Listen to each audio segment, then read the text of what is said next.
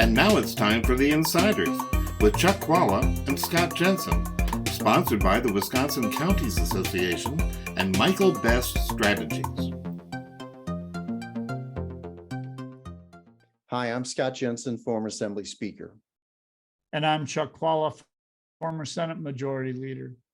And we're the Insiders. Well, everyone's been focused on the United States Senate race, the governor's race, the attorney general's race, but there's other things on the ballot here in Wisconsin.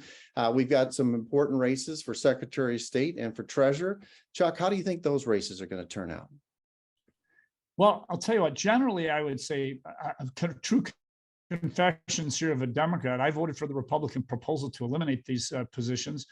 There are important functions. The Secretary of State does serve on the Public Lands Board.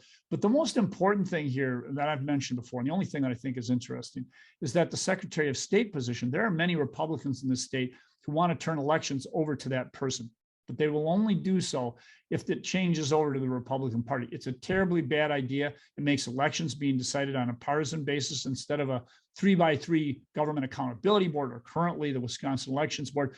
That's the only thing that matters in my view.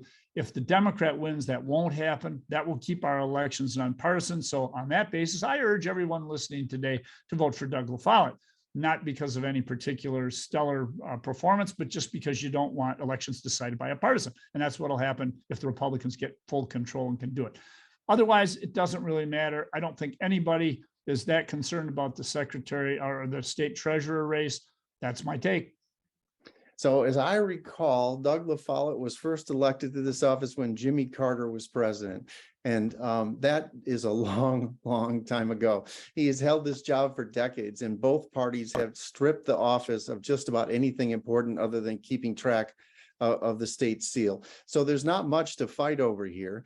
But Doug LaFollette does have all that name ID that he's built up. Plus he's but kind of not related to the most famous family in Wisconsin politics, shirt-tail relative at best. But he's running against a dynamic young woman who's actually raised money for this race, which is an unusual thing. She's raised six figures.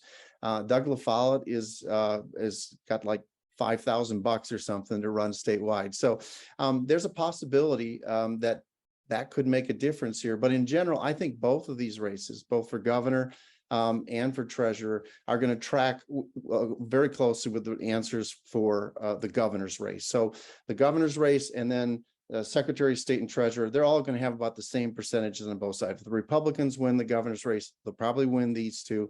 If the Democrats win the governor's race, they'll probably win those two races.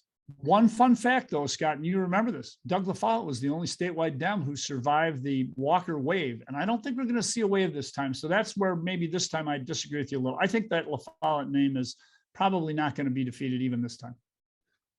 Probably should have run a Kennedy against him. Oh, well. All right. See you next time. See you next time.